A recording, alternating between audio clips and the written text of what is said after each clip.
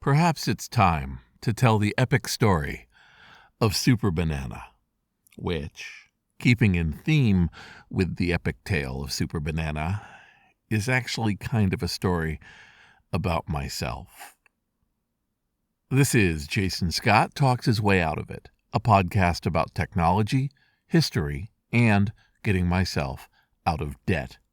Thanks to Jeff Atwood and the hundreds of other supporters on Patreon and elsewhere who have been supporting me and helping me get out of debt. I couldn't pick out SuperBanana in a lineup. I couldn't pick out SuperBanana in a lineup with one person in it. I actually don't remember anything about what he looked like. But here's how this all started. Slashdot, during one of their peak times of interacting with various companies, with various projects, decided to have meetups. This was at a time when they were trying to organically monetize people getting together to discuss technology.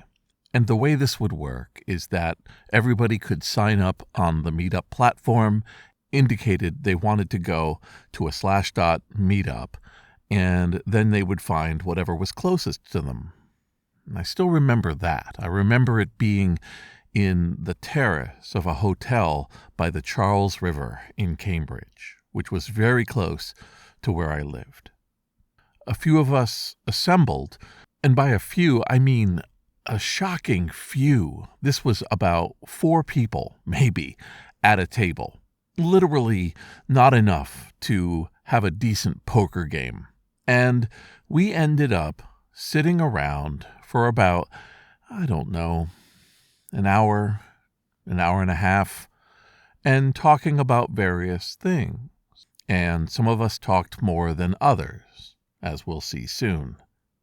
And after that, we broke up and went home. It was unbelievably small, a minor, minuscule slice of life in a long life. To say that it fell off the edge of my memories and knowledge would be an understatement. I would remember this about as much as I would remember a specific time that I went to a store and bought some beef jerky and went home. Literally a forgotten moment. Until years later, I was working on a project, and that project got mentioned on Slashdot. And remember, nothing's more fun on Slashdot than setting everything to -1 and reading every ridiculous comment in every direction that shows up. I should also say at this point that Slashdot was still a force to be reckoned with, a meeting place, a nexus of information. Anyway, this discussion of my project went in the usual directions, both what inspired it, what was making people think about memories from their own past, but buried at the bottom, as a -1, was a comment from SuperBanana, a person I had never heard of. And in it, he said, I met Jason Scott at a Slashdot meetup years ago. He was a self-impressed idiot who wouldn't stop talking about himself like he was the literal king of bulletin boards. And then nothing. Something about that ice-cold arrow from the darkness, hearkening back to a truly forgotten event from years earlier, just really struck my imagination. Now, let's be clear, I wasn't hurt. I wasn't emotionally damaged. It's okay. Some people don't make other people happy to be in their presence. But I was fascinated at this little grit, this little piece of unpleasantry he seemed to have had somehow formed itself into a pearl of resentment and lost time. This was a moment where a few of us assembled in an ill-fated plan to have technical get-togethers. I'd been involved in other get-togethers in the Boston area. the hacker meetings around The Works or 2600 magazine, going to a few conferences in the Boston area, anime conventions, all these opportunities for people to hang out together based on a relatively arbitrary governing reason. And I have had enormous amounts of fun. Just really got along with folks or met people I still remembered, made friends. It was not a case of the geography or the temperature of Boston. It was just Slashdot didn't really have a presence in the same way in Cambridge for there to be more than a handful of folks. But somehow, in that one-to-one period, SuperBanana had built up a villainous level of resentment about me. Now, that's all fine and good, but here's where it gets weird. Every once in a while, he would show up. Now that I had this key, this is the person who was hanging out with me at that one meetup, he would post on occasional mentions of my projects and mention how terrible I am, how incredibly self-absorbed, how egotistic I am, how this person behind this project is not worth your time. For years. For what I feel has been coming up on 20 years, I have occasionally seen what I think of as the voice, the holding himself, the writing style of SuperBanana. The fact is, thinking about the idea that a small lunch with me would have somebody gritted teeth furious for 20 years just triggers off my empathy. I want to understand, is there anything I could have done? I was filling space with talking about projects that mattered to me. I'm very much absorbed with whatever I'm working on. Maybe it's my office now, or a booklet, or a website, or a project of sorting things with bash scripts and thinking about all of the different possibilities. Whatever it is gets, if not my full attention, it certainly gets a lot of my brain space. I wake up, I think about the thing I'm working on, I wonder if I can refine it, make it easier, make it more efficient. Can I run it for a while? How is it doing? You fall into the metrics tornado. Can I have a little report at the end that says how much of this is done?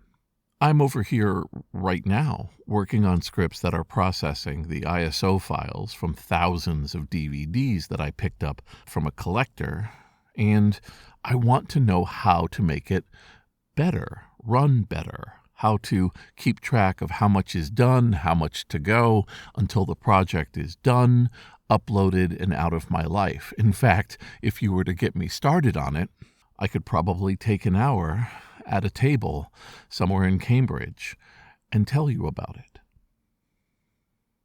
Part of this is because I'm used to working alone. I don't tend to work with teams. I'll collaborate, I'll communicate, but I don't tend to have somebody right next to me doing the same thing I am, and the two of us trying to process it as fast as possible. This has always been the case with me. Outside of high school and the college years of the Tiny Tim Mush, not many of my projects have more than one sole proprietor, chugging behind or maybe in front of the scenes for a very, very long time. Conversations with me, therefore, tend to circle around them. Now, at the time that SuperBanana receives the life-changing experience of me not shutting up, I was probably working on the BBS documentary. I was probably thinking about how I was going to interview hundreds and maybe 1,000 people trying to put together this impossibly large, intricate, interwoven story of bulletin boards. While I was working on that, I was filling up notebooks and notepads with potential names and timelines and sketches of where I could go and how travel would be done, what equipment was portable yet high quality, and, as always, what the budget would be, Could I afford to take trips to one part of the country, interview a bunch of people, and then leave? Or was it going to have to be radiating circles of what I did across years, where it could dangerously be about people I knew personally and areas I knew personally, and shortchanging the rest of the story? The obsession, in other words, is deep. Perhaps that's what he heard across the table, the sound of an obsessive. I don't know where SuperBanana is now. I actually don't know much about him. Trying desperately to bring into focus his face or what he was wearing or maybe how he was holding himself, I'm at a loss. He must be graying now, in his 40s or 50s, and somewhere in that life of his, I sit, a small, rusted metal rod at the bottom of a beautiful koi pond of dreams and hopes, making everything worse that I touch. Or maybe, I really hope, he has forgotten about me. He's forgotten about me and he's moved on. It doesn't help anybody to make any sort of stand on the experience of a person. One dinner, one lunch, one passing conversation, taking up an hour in an experiment to get out from behind my screen and meet new people, something I've tried to do more and more in my later years. Some people I've met have been truly unbelievably breathtaking in what they're working on, what their thoughts are, and other people, perhaps not as much. Just folks getting by, who are sometimes happy to meet me, sometimes completely irrelevant, sometimes completely neutral, very rarely angry, even then only angry at something they want to discuss with me, to make better, to improve, or at least hear an apology or a clarification. I've had so many people walk up to me and start conversations and occasionally shift on their feet back and forth as they work themselves up to the confrontational question they have, which is often, in many cases, a simple matter of policy, law, or money, the usual external reasons for not doing something that logic says I should be doing or playing a part. The chance that one of my conversations is going to leave a bad taste in someone's mouth is definitely not enough reason to walk away from doing more. But here we are in the epic 20-year one-sided war of a lunch with me. I don't know who's going to benefit more when the chips are finally cashed in, but I have a feeling that even though he got his kicks in at some very oddly timed moments, I think I came out ahead of SuperBanana's epic tale. This is Jason Scott Talks His Way Out of It, thanks to James Bekoyanu, Ernie Hershey, Michael Rubin, David Fisher, Dilip Reddy, Sean Kelly, Trixie the Cat, Joey Mink, Martin, Symbionts, Benjamin Guts, and Anonymous, along with the hundreds of other supporters on Patreon and elsewhere who have been supporting me and helping me get out of debt. The fully formed hatred that SuperBanana developed does remind me of some of the people that I have met, and if people bring it up, I will say, ooh, I didn't like it. Didn't like that person. But I also realize in the expanse of time that people travel, they have different moods at different times of the day, different days of the week. They have their priorities and their reasons for being in places. I take a very specific attitude when it comes to attending events that have either paid for me or have invited me, which is that I'm at their service. I'm there to provide an experience, and so I listen to what they are looking for. And most importantly, I don't want to embarrass them or embarrass myself. So meeting me now perhaps has a little bit of thought behind it because I choose where and how to meet people. I can choose in days of darkness or bad feelings to not go anywhere at all. It's really honestly my hope that if people meet me and we interact, whether it's on the floor of a convention or in line for some project or because a mutual friend introduced us, I would like, within reason, to leave them better off and leave myself better off than how we started.